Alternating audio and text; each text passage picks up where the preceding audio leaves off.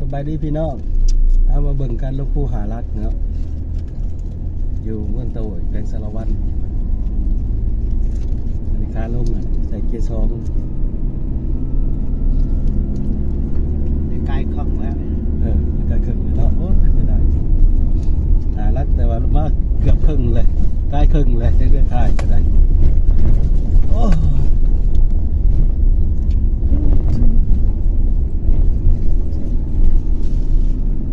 ผู้นี้น่ะคือใหญ่แต่จังกุ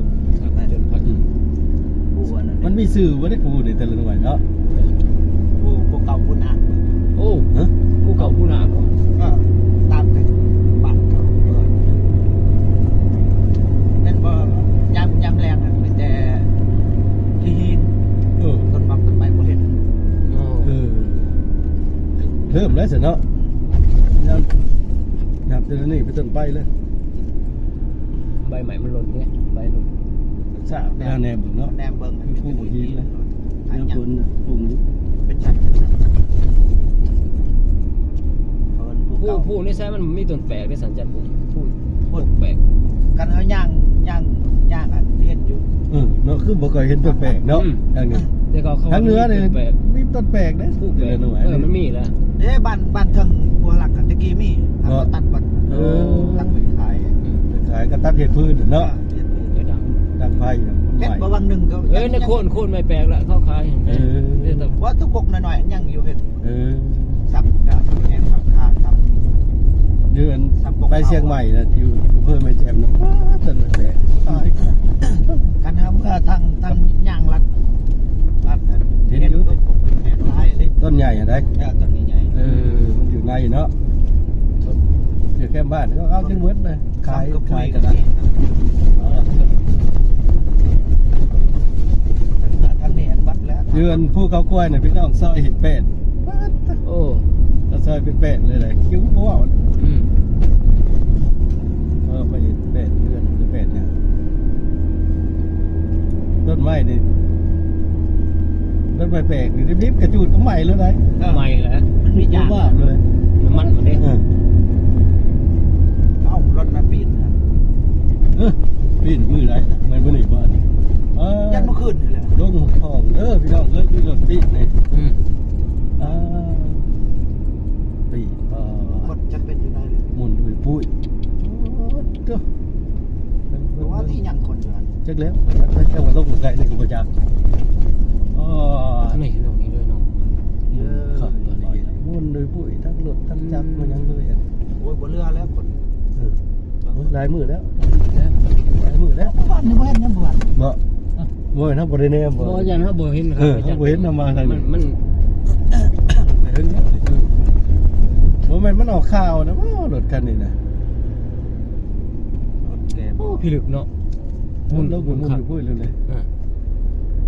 โอ้เป็นหัวเป็นหางเลย คันบ่มีอันนี้ก็ยันบ้านอันนี้แหละ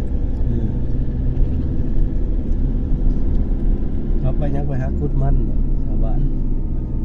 วิทย์เลยผู้หาหลักเนาะบัด เฮ็ เนาะ ดละ ไปยังในห้างยังใน ก่อนเขาขาย มีบ่สิทธิ์ อันนี้อันนั้น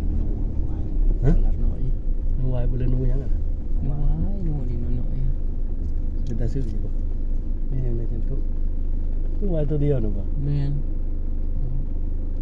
มีน้อยเท่ มีอย่างนั้นเป็นหัว ได้มีสิทธิ์เลือกเลยตัวเดียวเขาเนาะ ช่วยๆหันนี่ประมาณแบบว่าออกไปเยี่ยมขึ้น ที่เสาเนาะ แต่มาแต่ดงในสวน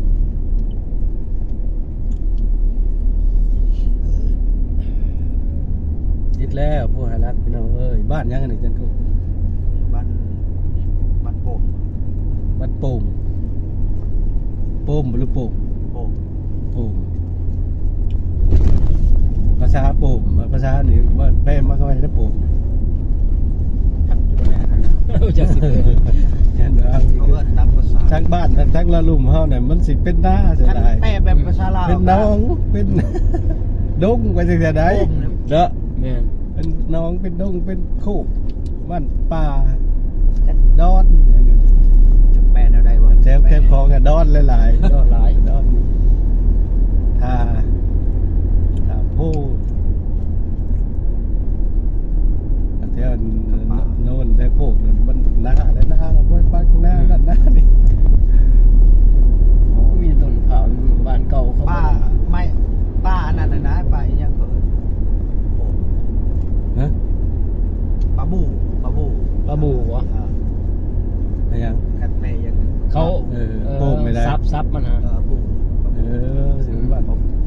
านปลาบูว่าซะ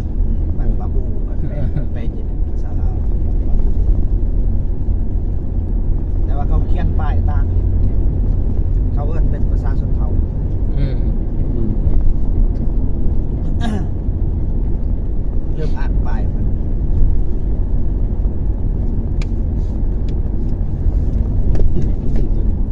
เขาเอิ้นเป็นภาษาเผ่าบ้าน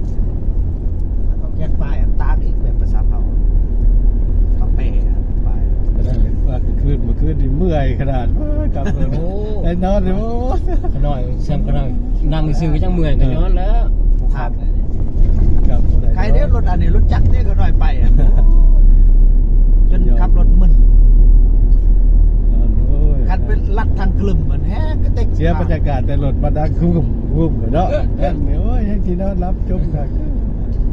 เนี่ยบันเป็นยูน ฮะประจูเนาะบ้านประจูเมืองเตาโอ้ย บันเป็นยูเนี่ย ไม้ก่อนจะได้บัตรประจู บันเป็นยูเนี่ยมีตัว มีหอยยังเลยเนาะ บันเป็นจุกนะ เออ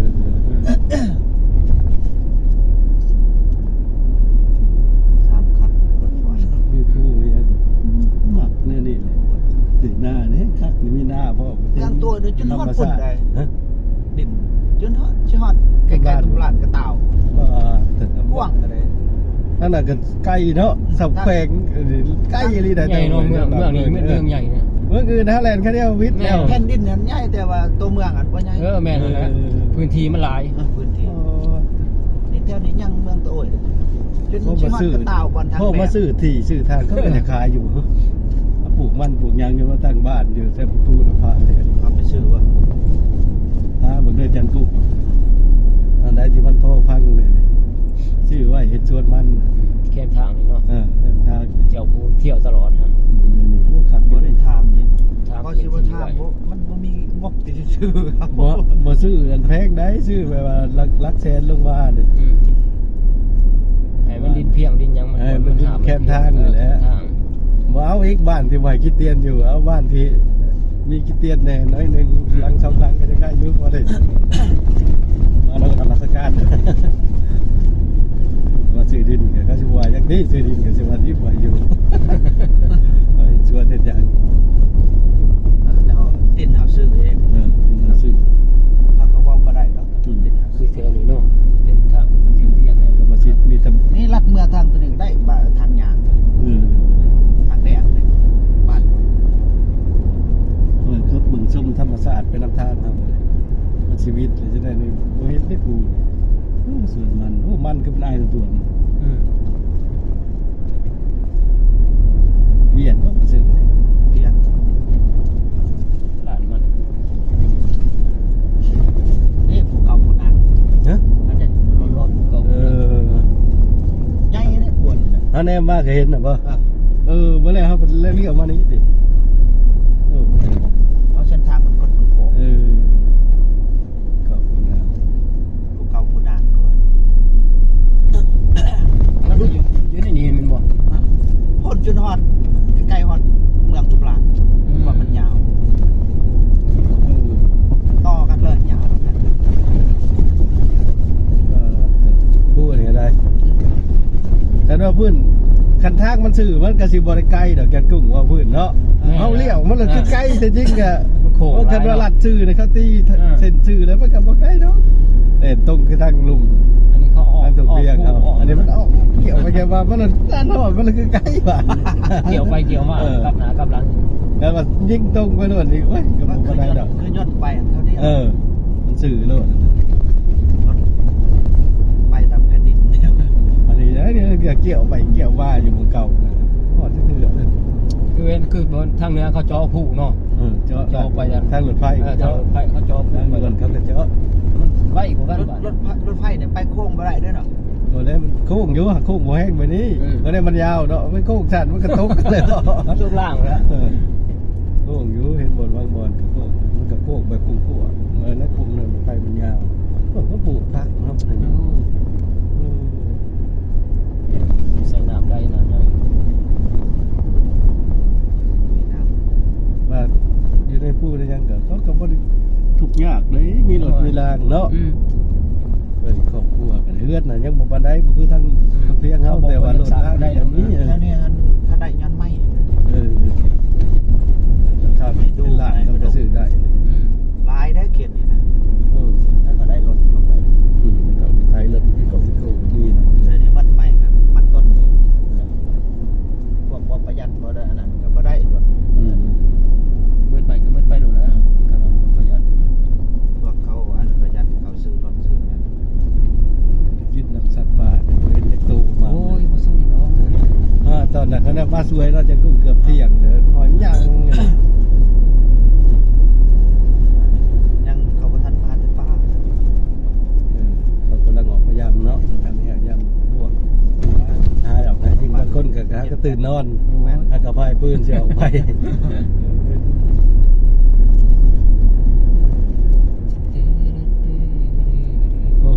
ใส่เสื้อสนุกมาซื้อของข้ามของย่าใหญ่ตัวแค่นี้ว่า ยังว่าสาวหนุ่มอยู่เนาะเสียสาวหนุ่ม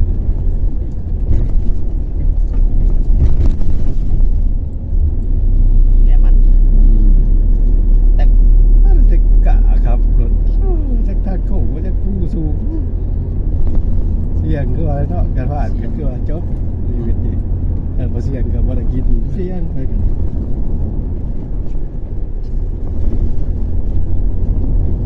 อันนี้ก็ออก หึ ก็ออก ตัวเหยไปบ่ตัวเดียวบ่โอ้ยตัวเดียวอีกเลยจักแต่มือใดอันนี้จะเข้ากับโตเองก็คือสิกลับไปช่องโตกับเพื่อน ผมมาก่อนจะห้อยก่อน ที่เช้าบางคนเขาก็ไปเงื่อนกันคืนเนาะได้มากเดินเงื่อนกันขาย เข้าไปตอนหัวค่ำมันยิงได้ครับ มาขายมือเลย ขาย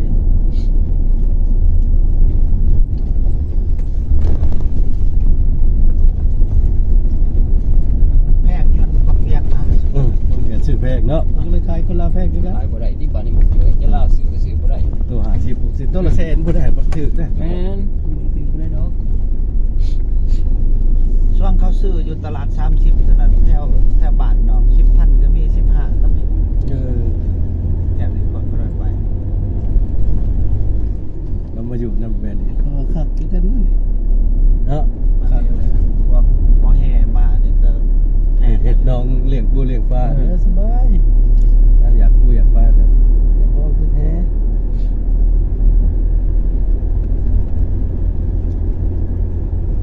แคมทางเนาะ ใกล้ทางแล้วบ่ได้คือเมื่อคืนนี่สิออกจากทางดำไม่เลือกแล้วถ้าอยู่ไปนี่นะแค่นี้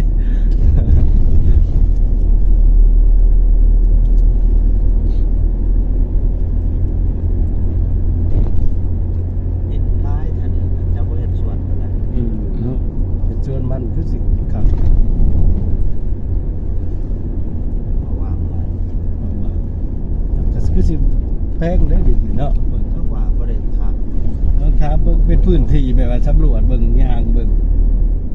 จะพอเป็นไปได้ก็จะมาซื้อไว้เที่ยวมาเห็นเอาเนาะ แม่นแล้ว หรือจานยางเราก็ยังไปเห็นอยู่ จับจองไว้ บ่ซื้อได้ซื้อแล้วแถวนี้มันกว้างดินเขาพื้นเขาก็จะขายบางบ่อน เอาเนี่ยยำได้ยำจำเป็นก็หอยไม่ดินขายดินอยู่แล้ว ไอ้นี่มีอนาคตได้ซื้อดินไว้ซื้อมันเหมาะสมนี่ห่วย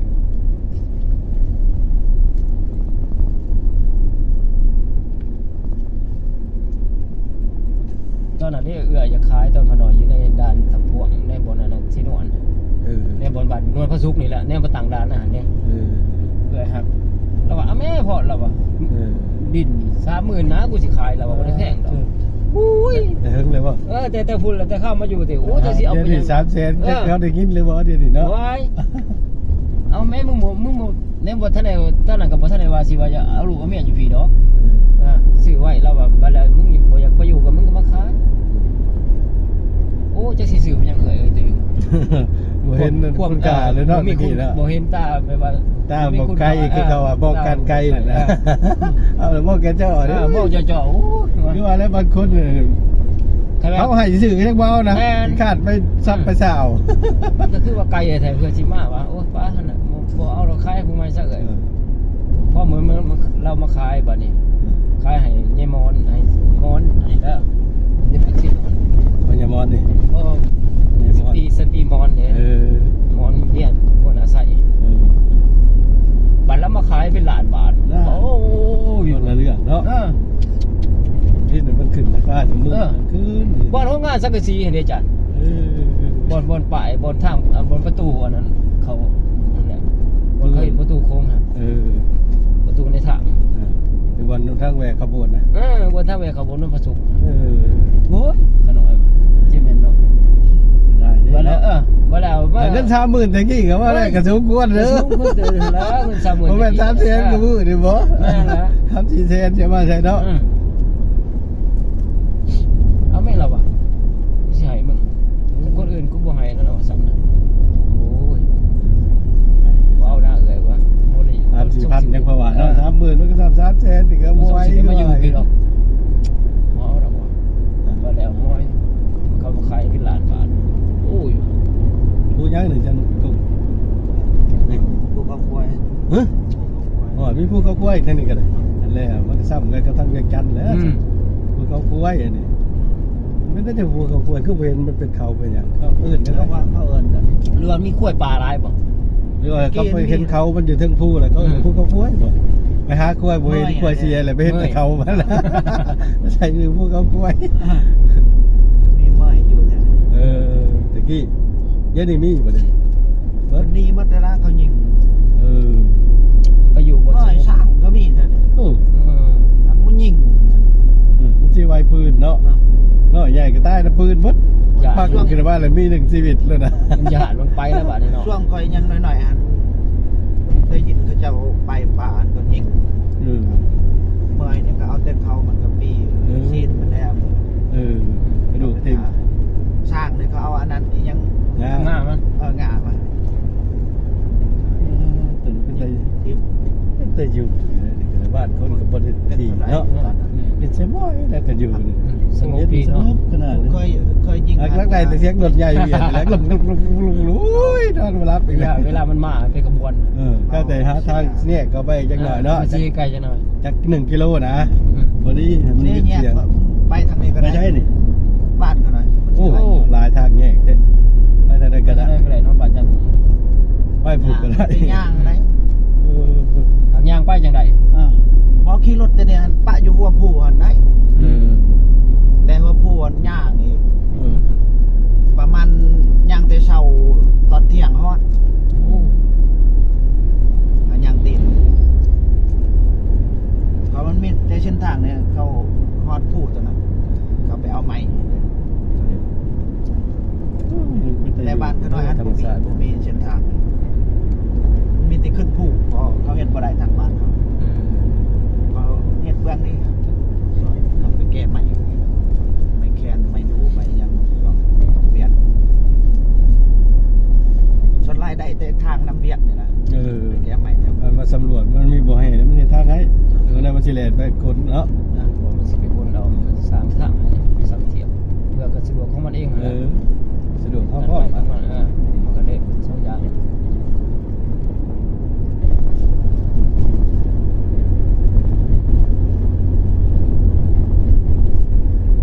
เป็นชีวิตแล้วได้บ่เนาะก็สิเข้าแยกกันเลยเนาะใช่แล้วบ่ แถวนี้ยังเข็ดโดยเลยใกล้แยกพุ่นเข็ดตุ้มลานเข็ดตุ้มลานนี่ก็บ่ลายนะเผ็ด บนจะขึ้นรถผมบ่เขตตุมลาน อยู่หันในเมืองครับ เมืองตุมลาน เรื่องนะ เ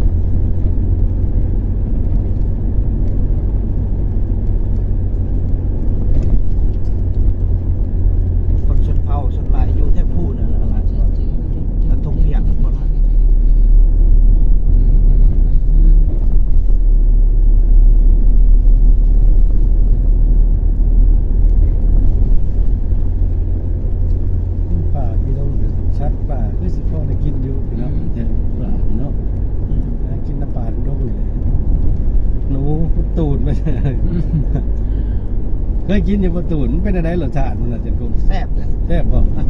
โอ้หมกตูนมันก็สุดหันเลยเนาะ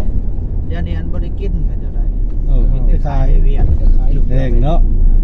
กันแพงแล้วบ่ได้กินแล้วบ่แพงเงินเขา เป็นสัตว์คลัมนะ เออ เป็นของคลัมกินบ่ได้ ตัวมันตายอยู่ป่าได้กินอยู่ ไปคุดแล้วมันตีเอาอย่างนั้นเนาะหรือว่า ตัวมันเป็นน่ะโอ้บ่ได้กินแล้วแต่เวียนแล้ว โอ้มันก็2-3แสนเนาะเงินเพิ่นสิหาได้เนาะ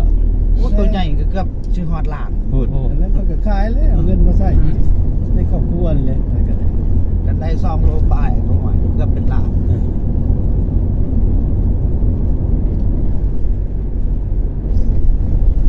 ใหญ่สินหมูป่าก็ได้จับยังไปกินสินหมูบ้านในบ้านอยู่เลย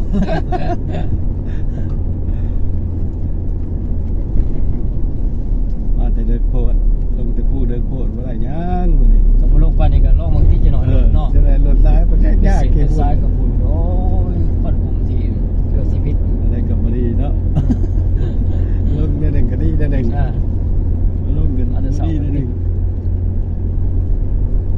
ปลูกกล้วย คันรถใหญ่บ่หลายนี่ขี่รถจักรรถถีบม่วนได้ทาง แม่นล่ะ อยู่ไทยบ่ได้มีได้รถพ่วงกันยาวนี่แต่ขึ้นภูเขาจังพุ่นกันบ่มีเฮาบ่ว่าเจ้ายาวยืดลายอีหลีหรอประเทศ บ้านเฮานี่ละลายดี ลายอีหลี เขาแก่บ่อนะ อยู่ไทยบ่ก็เห็นนะรถบ้านเฮานี่ไปลึกอีหลีทางกันบุญวัด อย่าเล่าก็แห้งซื้อมาอีกแล้วผู้ใดล่ะบ่ได้ไหว ผู้10คัน20คันมีเงินอีหลีจ้ะ ซื้อมาถุงมาเทใส่โอ้ย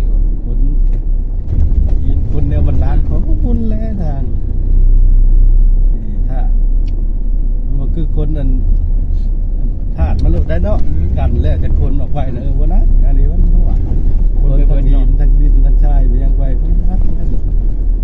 ก็พวกแก่ เขาออกไปเห็ดอยู่บนบริษัทบนเยกเหตุธาตุบนใหญ่เนาะมีเวียดไปแล้วบุญสุภา แม่ พ นแล้ว เขาคนดินคนหินชายไปเมื่อไรเขาไปกองเอาบาท ไปจิรนัย เล็ก ออกไป แต่เล็กหินชายอยู่แต่ แต่ ได้ ขัด แล้ว ออกอีกพุ่นเนาะ ทำออกแต่คำไม่งั้นก็แยกออก เป็นส่วนของไปของมัน แยกละมาตั้งโรงงานนี่เดี๋ยวพี่เลยคนเป็นแห่เป็นคำเป็นเล็กมาโดนเพื่ออะไร คืออยู่โบค่ำมันนั้นบ่แต่มึง คำเขาคนแต่คำ เขา เมื่อ คน ได้ แต่ค่ำเมื่อยดี แต่วันหยุดเขากับคนแห่ไปโรงงานก็บุญปุ้ยก็แล้วทางกันเลยเพราะเขาไม่ได้ตั้งอยู่โรงงานเนาะสมมติเอาดินอยู่พี่ไปโรงงานอยู่ผู้คน ตั้งโรงงานอยู่ใกล้ๆนะครับกับประเภทค่ะ คนก็หันรถเนาะจกหันคนก็หันกล้องหันเห็ดหันเนาะ น้ำเสียมันที่นอนมันมาให้ประชาชนไหลลงมาสัก10%น้ำเคมีเนี่ยโอ้ แต่ชอดทางนี้เขาสารวันไปทางบางทองแล้ว นี่แหละแสดงอยู่นี่เลย ได้เนี่ยได้ตัวนี่ โดยกับตำราน แต่นี่ไปพุ่นนั้นเป็นแสดงตำรานเอง ตัวกระตุลานมีแสดงอยู่ อันนี้เผากระตางนี่แหละตัวนี้ เผากระตางปะ มีจักรตัง ทางลังครับกระตางเปอะ ตังเปอะ ตังเตอะเปอะกระตางเปาะ ตังเปอะมันคือการบอกว่า ต่างกัน ต่างกันอีก แต่เผาใหญ่กับเผากระตาง เอาเลยว่ากระตัง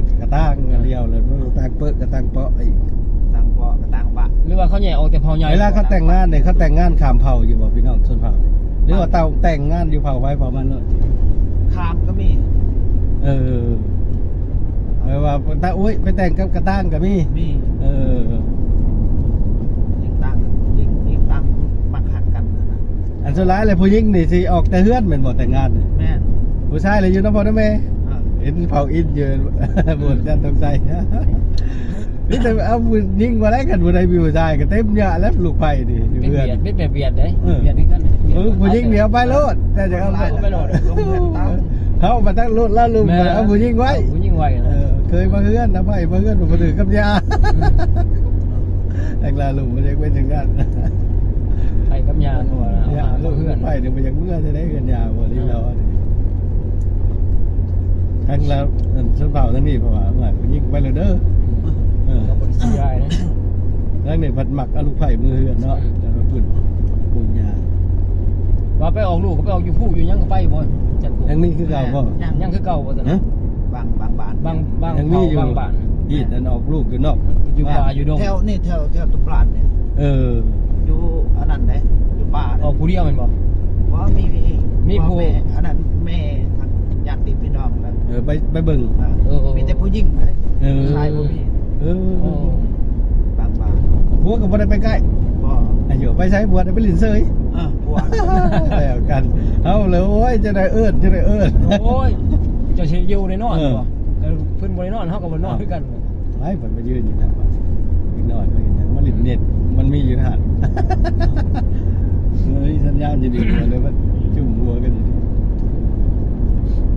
แถวตุ อ่ะ ลาน ไปยักกันเลยก็เห็น ยังเป็นแบบนั้นตุลาน เออ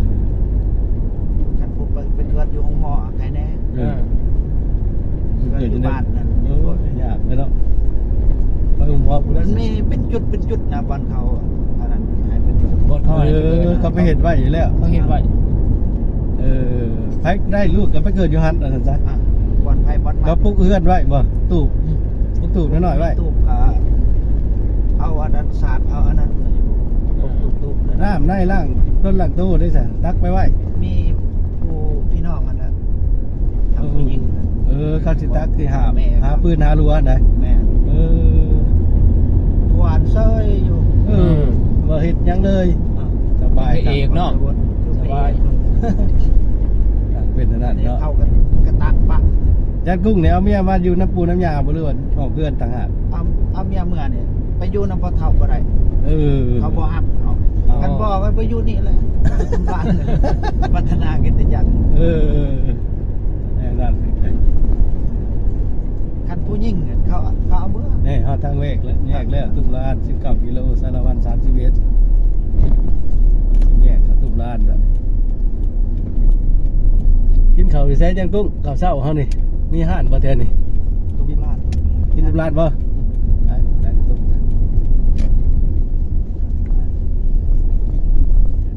ขายย่อย สิกินอาหารแนวไหนอ้าวตัวนี้ก็เด้อพี่น้องเด้ออ้าวพระเจ้าก่อนบ๊ายบาย